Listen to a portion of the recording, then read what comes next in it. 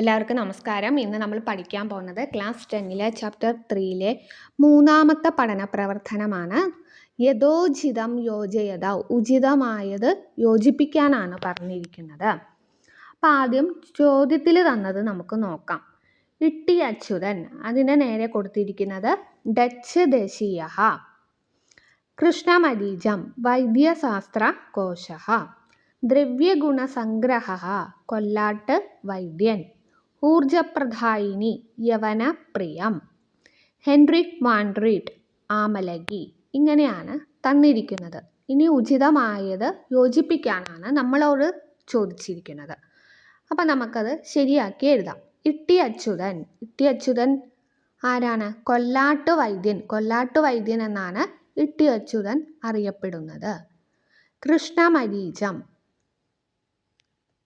കുരുമുളക് എന്നാണ് കൃഷ്ണമരീചത്തിൻ്റെ അർത്ഥം. അതുമായി ബന്ധപ്പെട്ട് വന്നിരിക്കുന്നത് യവനപ്രിയമാണ്. കുരുമുളകിൻ്റെ വേറൊരു പേരാണ് യവനപ്രിയം. മൂന്നാമത് ദ്രവ്യഗുണസംഗ്രഹ, അതൊരു ഡിക്ഷണറിയുടെ പേരാണ്. അതുമായി ബന്ധപ്പെട്ട് വരുന്നത് വൈദ്യശാസ്ത്ര കോശ എന്നുള്ളതാണ്. ഊർജപ്രദായിനി, ഊർജത്തെ പ്രദാനം ചെയ്യുന്നത് എന്താണ്?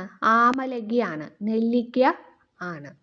ഹെൻറിക് വാൻഡ്രീറ്റ്, നമ്മൾ ഈ പാഠത്തിൽ പഠിച്ചതാണ്. ഹോർത്തൂസ് മലബാറിക്കസ് എന്ന് പറയുന്ന ഗ്രന്ഥം രചിച്ചത് ഹെൻറിക് വാൻഡ്രീഡാണ്.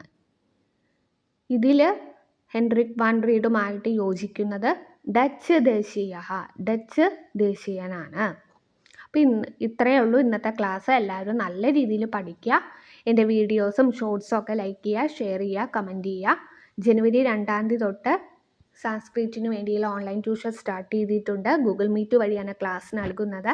കേരള സിലബസിലുള്ള സ്റ്റാൻഡേർഡ് 5 തൊട്ട് 10 വരെയുള്ള കുട്ടികൾക്ക് ആണ് ഈ ക്ലാസ്സസ് യൂസ്ഫുൾ ആവുക. ജോയിൻ ചെയ്യാൻ ആഗ്രഹിക്കുന്നവരെ 9846770380 ഈ നമ്പറിൽ കോൺടാക്റ്റ് ചെയ്യാവുന്നതാണ്. Okay, thank you.